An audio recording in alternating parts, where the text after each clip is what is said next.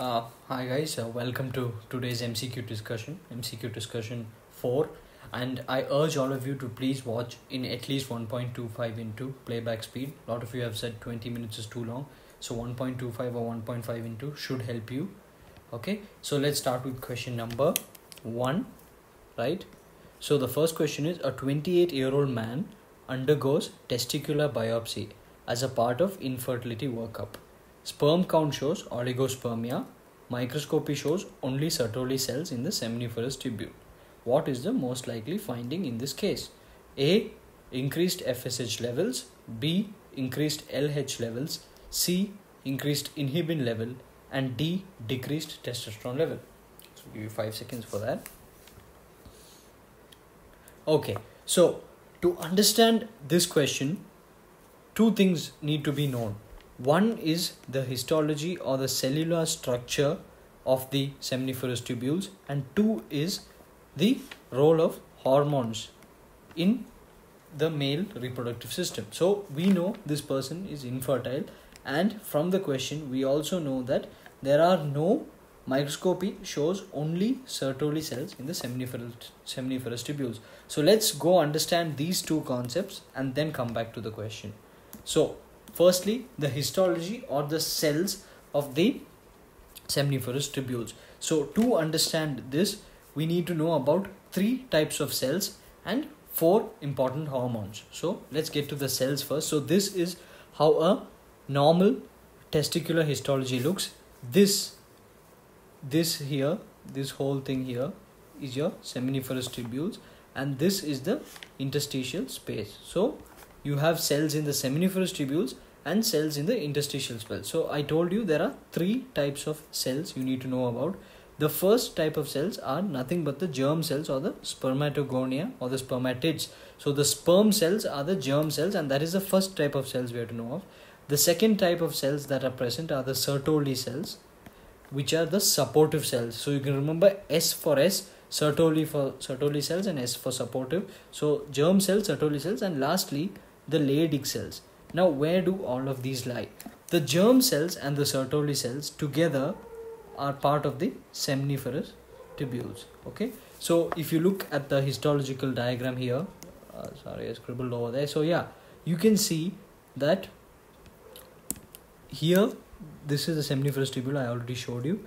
These are the supporting cells or the Sertoli cells which are in the seminiferous tubules, and these are the spermatogonia or the germ cells. So seminiferous tubule contains the Sertoli cells and the germ cells.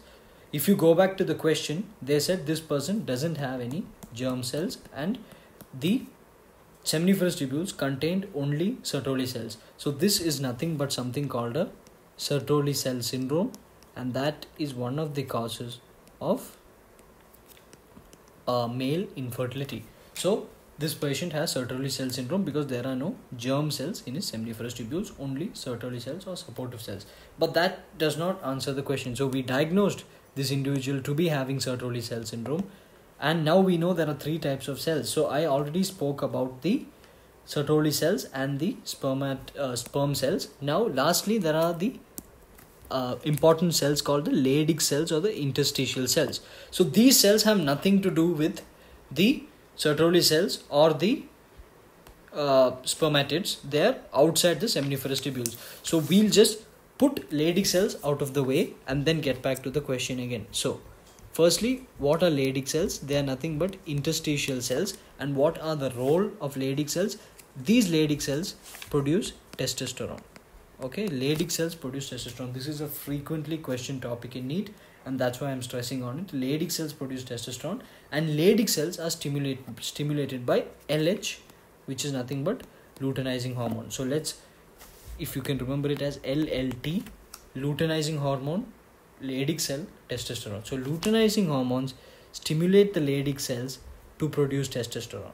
Luteinizing hormone stimulates Leydig cells to produce testosterone, and testosterone in turn goes back and negatively inhibits, when testosterone is in excess, goes back and negatively inhibits LH production. So it's as simple as that.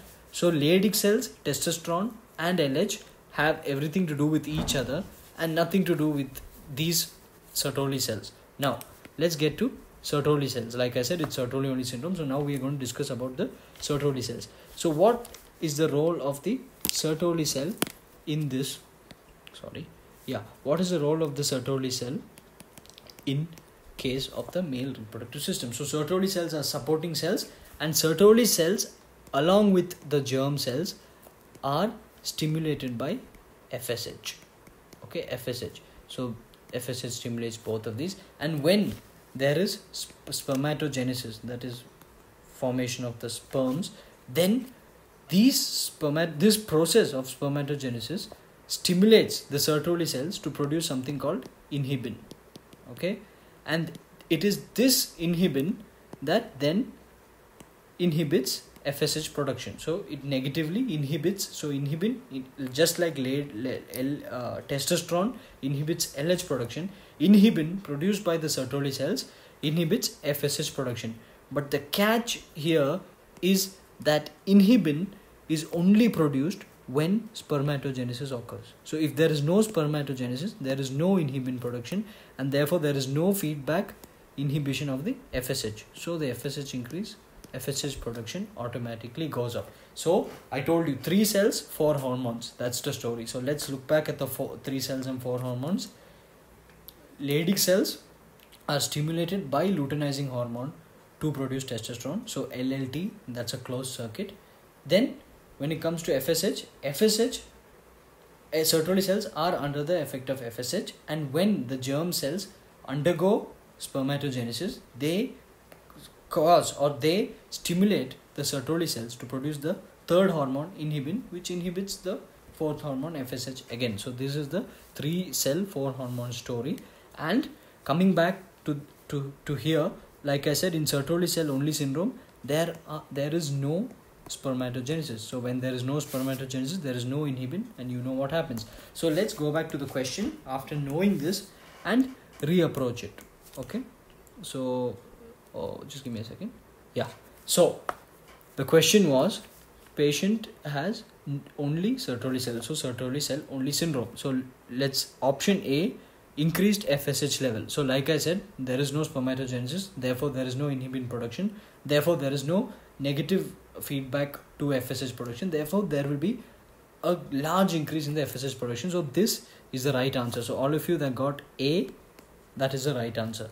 Now coming to the other 3 options, we already discussed LH, luteinizing hormone, is only associated with the Leydig cells. Remember LLT, so luteinizing hormone, Leydig cell, testosterone. So this has nothing to do with the Leydig cells. It's a Sertoli cell only syndrome, and so it has nothing to do with Leydig cells, so nothing to do with luteinizing hormone.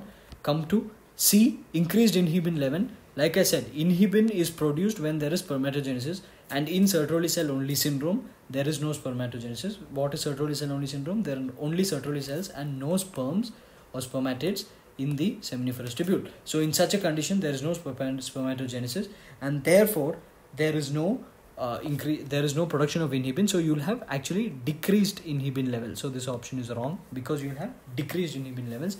Lastly, decreased testosterone levels is not there because testosterone is not at all associated with any of this. It is LLT, and if you have something happening to the Leydig cells, then you have a reduced testosterone production, but otherwise in this case there is no reduced testosterone production. So another point we can pick up, in Sertoli cell only syndrome, okay, the male has normal, although he is infertile, he has normal testosterone levels, and therefore all secondary male sexual characteristics are present. So this person is very much phenotypically a male, and all the secondary sexual characteristics, beard, pubic hair, on every secondary voice changes, all secondary sexual characteristics are present in such an individual. Okay, so we took a lot of time for this, but it's an important topic, so I wanted to do justice to it. So the next question is, a 30-year-old female comes to the OPD with headache, backache and abdominal pain since 4 months. On GP, multiple scars were seen on the abdomen. The patient is insistent on getting some or the other investigation done. Patient gives history of multiple visits to doctors and multiple procedures. What is a probable diagnosis? A. Hypochondriasis, B. Malingering, C. Factitious disorder, D. Iatrophobia.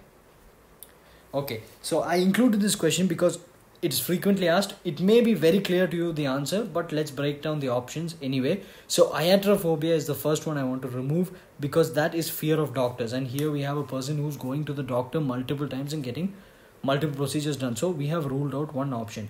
The next three options: hypochondriasis, B, malingering, and C, factitious disorder. And factitious disorder is also called Munchausen syndrome. Okay, so you have to remember that. So these three are closely related, and it's very important to differentiate them. So first we'll define each of these, and then we'll think what this patient could be. So hypochondriasis is nothing but an illness anxiety disorder. So the patient truly believes that he is sick, and he is very worried about it. He or she is very worried about it because they truly believe they are sick. So what is malingering? So malingering is when you fake illness to get some benefit. There is always a motive in malingering. So remember, M for motive and M for malingering. So there's always a motive in malingering. So it is faking illness but with a motive. Lastly, factitious disorder or Munchausen syndrome. This is again frequently questioned topic. Remember, factitious disorder and Munchausen syndrome are the same thing. So what happens in this is the patient knows he's not sick but acts to be sick and gives vague symptoms, very vague symptoms. Abdominal pain, sometimes headache, sometimes nausea, sometimes. So they come with vague symptoms, sometimes even unrelated symptoms, and they know they're not sick but they want medical attention. So they are people that seek medical attention. So you have to remember, if you see varied symptoms like this, it could be Munchausen syndrome. So in this case, if you look at the patient is giving a lot of varied symptoms, vague history, multiple scars on abdomen, which is very important, okay, and history of multiple visits, history of previous procedures and all that. So definitely malingering is out of the question, because there is no motive or gain or economic gain or any such gain in question here. So that is out of the question. So we are thinking it could be hypochondriasis or factitious disorder. So the patient has undergone multiple procedures. Is having really vague symptoms. Most probably it will be factitious disorder or Munchausen syndrome, not hypochondriasis. They have nothing mentioned about fear of always being sick, fear of germs, or fear of being seriously ill. That is not mentioned at all. There is no anxiety like symptoms. So, and considering that there are multiple scars and multiple procedures, we can go for Munchausen syndrome or factitious disorder as the answer. So they are just people who produce symptoms for medical attention. So one thing I wanted to say, or make a mention, is you can say that you can see that there's a point about multiple scars on the abdomen. So that is called a gridiron abdomen. Okay, a gridiron abdomen, due to all these unwanted procedures that were done. So a gridiron abdomen seen in this syndrome, in Munchausen syndrome. So gridiron abdomen seen in Munchausen syndrome. So the next question is, bone scan in multiple myeloma shows A, hot spot, B, cold spot, D, diffusely increased uptake, and D, both hot and cold spots.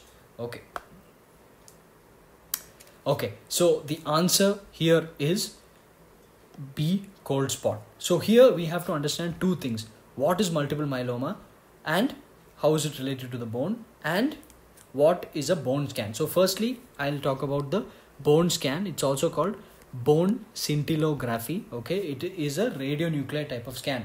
So the patient is administered technetium-99 in a small amount, and a SPECT scan is done. SPECT is nothing but single photon emission computed tomography. So a SPECT scan is done to identify, what do you identify in a bone scan? Increased osteoblastic activity. So whenever there is increased bone production, when there is osteoblastic activity, we say that it is a hot spot. So a hot spot is a place with increased osteoblastic activity, which is nothing but bone production. So where all will you see hot spots in a bone scan? Firstly, all bone malignancies, you will definitely have hot spot. Second thing, osteomyelitis, you have reactive bone formation, so it acts as a hot spot. So infections, malignancies, fractures and fracture healing, you have healing, increased osteoblastic activity, again hot spot. Diseases like Paget's disease, hyperparathyroidism, AVN, all of these have increased bone production, increased osteoblastic activity, so it is a hot spot. So a bone scan is a radionucleotide scan done to identify increased osteoblastic activity, or wherever there is more bone production, and that area is called a hot spot. So we know what a bone scan is. The second thing we need to know is what happens in multiple myeloma. So multiple myeloma, we all know, is a plasma cell malignancy of the bone marrow. So it's a bone marrow origin malignancy, actually specifically the red marrow, and it originates from the plasma cells. So all you have to remember from this question's point of view is that multiple myeloma creates lytic lesions. Okay, lytic lesions. So this is very important.